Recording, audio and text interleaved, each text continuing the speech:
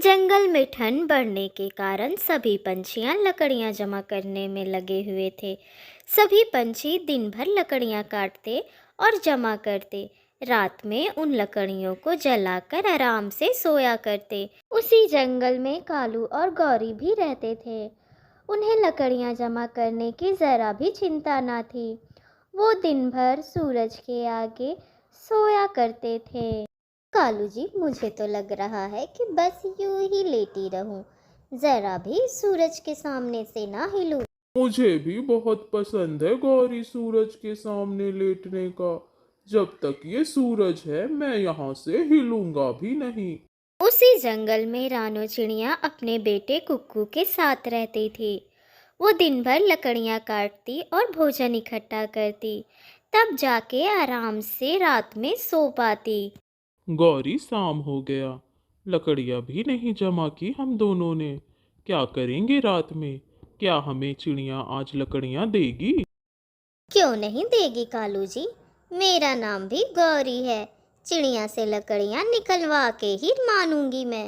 वो सब तो ठीक है गौरी, लेकिन चिड़िया हमें हर दिन लकड़ियाँ नहीं देगी। शाम हो जाती है। रानो चिड़िया लकड़ियाँ और भोजन लेकर अपने घर जा रही थी। वो जैसे ही अपने घर पहुंचती है, वो देखती है कि गौरी वहाँ पहले से ही मौजूद थी। गौरी बहन, आप यहाँ? आज मुझे थोड़ा समय लग गया। आज लकड़ियाँ बहुत मुश्किल से मिली हैं मुझे। हाँ चिड़िया, लेकिन तुम तो बहुत मेहनती हो। फिर भी तुम कितनी सारी लकड़ियाँ लेकर आई हो। दरअसल मेरे पति कालू जी बिरयानी बना रहे थे। बिरयानी आधी में ही लकड़ियाँ खत्म हो गई। सोचा कि मैं अपनी प्यारी सहेली चिड़िया से मांगाऊँ। वो सब तो ठीक है गौरी, लेकिन तुम तो देख ही रही हो, मेरे पास लकड़ियाँ ज़्यादा नहीं है। अगर मैं तुम्हें दे दूँगी तो मैं भोजन कैसे पकाऊँगी, और भोजन पकाऊँगी तो रात में कैसे जलाकर सोऊँगी। मेरा छोटा बच्चा भी है। चिड़िया, मेरे रहते तुम भोजन की चिंता करती हो। मेरे कालू जी बहुत स्वादिष्ट बिरयानी बनाते हैं। मैं तुम दोनों के लिए बिरयानी ले आऊँगी। आज तुम भोजन मत पकाना, बस मुझे थोड़ी सी लकड़ियाँ दे दो। आप कहती हैं तो ठीक है, ले जाइए लकड़ियाँ, लेकिन भोजन थोड़ा जल्दी पहुँचा दीजिएगा। मेरा कुक्कू जल्दी सोता है और मैं भी बहुत थक चुकी हूँ। देखिए कालू जी, ले आई लकड़ियाँ। अब जल्दी से जाइए और बिरयानी बनाइए, और थोड़ी लकड़ियाँ रात में जलाने के लिए रख दीजिएगा। फिर गौरी आराम से सो जाती है और कालू लकड़ियाँ जलाकर बिरयानी बना रहा था। भोजन पकने के कारण रूम बहुत गर्म हो गया था। भोजन बन जाने के बाद दोनों आराम से मज़े मज़े से भोजन करते हैं। सच कहती हूँ कालू जी, आप बहुत ही स्वादिष्ट बिरयानी बनाते हैं, इसीलिए हमेशा आप ही को बोलती हूँ। ठीक है, लेकिन जल्दी जल्दी थोड़ा खाओ और जाकर थोड़ी बिरयानी चिड़िया को भी दे आओ। वो हमारा इंतजार कर रही होगी। मैं भला चिड़िया को बिरयानी क्यों देने जाऊं? इतनी स्वादिष्ट बिरयानी तो मैं खाऊंगी अकेले। 2-4 रुपए की लकड़ियों के लिए उसे बिरयानी दूं? बिल्कुल नहीं। दोनों भोजन करने के बाद बची लकड़ियों को जलाकर आराम से सो जाते हैं। चिड़िया और उसका बेटा कुक्कू अभी तक इंतजार में था। मम्मा, मुझे बहुत तेज की भूख लगी है। ये गौरी आंटी कब तक आएगी? कुक्कू, गलती आपकी मम्मा की है। मुझे उस कौवी पे भरोसा ही नहीं करना चाहिए था। लेकिन बची लकड़ियों से अगर मैं भोजन पकाऊंगी तो रात में क्या जलाकर सोएंगे। एक काम करते हैं, घर पे कुछ मीठे फल है, हम दोनों उसे खा लेते हैं। उस रात माँ बेटे दोनों मीठे फल खाते हैं, और मीठे फल खाने के बाद दोनों लकड़ियाँ जलाकर आराम से सो जाते हैं। गौरी ने ये बिल्कुल सही नहीं किया। उसने मेरे छोटे बच्चे के बारे में भी नहीं सोचा। दूसरे ही दिन कालू और गौरी एक पेड़ पे आराम से सो रहे थे। तभी वहाँ मिट्ठू तोता आता है। गौरी, मैं लकड़ियाँ लेने जा रहा हूँ।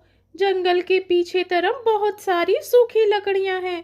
क्या तुम मेरे साथ चलोगी? मोटी चोंच वाले, तुम्हें दिखाई नहीं देता? हम दोनों सो रहे हैं और तुम्हें किसने कहा है कि हम लकड़ियाँ काटने जाया करते हैं? हम लकड़ियाँ नहीं काटते। हाँ हाँ मिट्टू, ये सब छोटे काम मैं नहीं करता हूँ।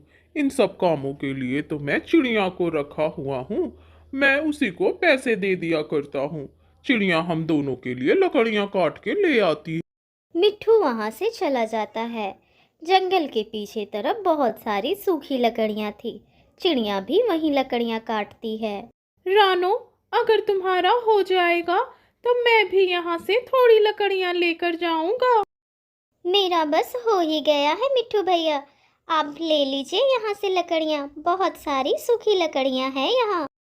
रानो, इतनी कम लकड़ियाँ हैं। इतनी कम लकड़ियाँ में क्या होगा तुम्हारा? तुम्हें तो कालू और गौरी को भी देना होगा ना।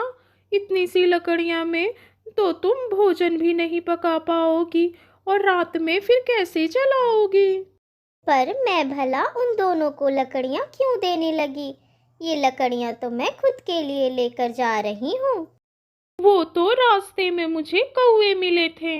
वो कह रहे थे कि वो तुम्हें पैसे दिया करते हैं लकड़ियों के बदले और तुम उनके लिए लकड़ियाँ ले जाया करती हो। बहुत दुष्ट है ये कौवे मिट्ठू भैया, और झूठे भी।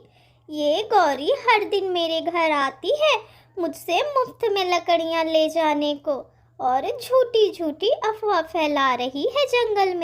नहीं दूंगी, अब बिल्कुल नहीं दूंगी अपनी लकड़ियाँ, और मदद भी नहीं करूंगी इन कौवों की। चिड़िया बहुत गुस्से में थी। उसने बस सोच ही लिया था कि अब वो कौवों की मदद नहीं करेगी। वो घर पर आराम ही कर रही थी। तभी वहाँ कालू आता है और बोलता है, चिड़िया, चिड़िया दरवाजा खोलो, मुझे तुमसे बहुत जरूरी काम है। आ गए ये दुष्ट मुफ्त की लकड़ियाँ लेने, और अफवाह फैलाते हैं कि मैं इनसे पैसे लेती हूँ लकड़ियों के बदले। क्या हुआ? क्यों आए हैं यहाँ?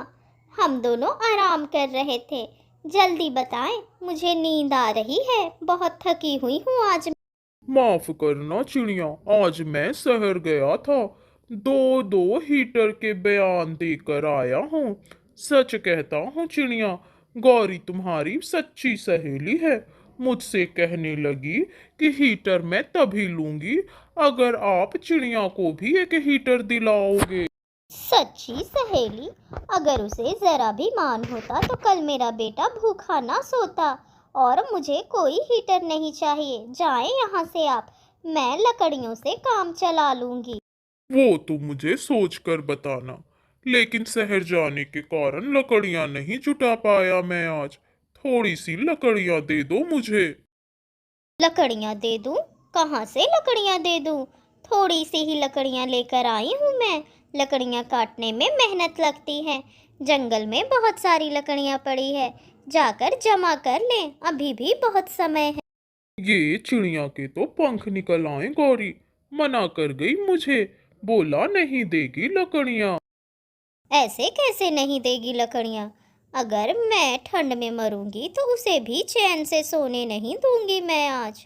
फिर गौरी रानो के घर जाती है और बोलती है, प्लीज चिड़िया, चिड़िया प्लीज, मुझे थोड़ी सी लकड़ियाँ दे दो। गौरी, जरा तुम आंखों से देखो कितनी थोड़ी सी लकड़ियाँ हैं। लकड़ियाँ काटते काटते मेरे पंख दुखने लगे हैं, इसीलिए मैं आज थोड़ी सी लकड़ियाँ लेकर आई हूँ। फिर ठीक है, अगर तुम मुझे लकड़ियाँ नहीं दोगी, मैं ठंड में सोऊंगी तो तुम भी ठंड में ही सो आज। दुष्ट कौवी रानो की लकड़ियों पे पानी डाल देती है। डाल दिया उन सूखी लकड़ियों पे पानी। अब देखती हूँ इस ठंड में कैसे सोएगी। निकाले कालू जी, मेरे पास थोड़ी सूखी लकड़ियाँ हैं, उन्हें ही जलाकर आज सो जाएंगे हम। बहुत बहुत बुरे हैं मम्मा ये दोनों।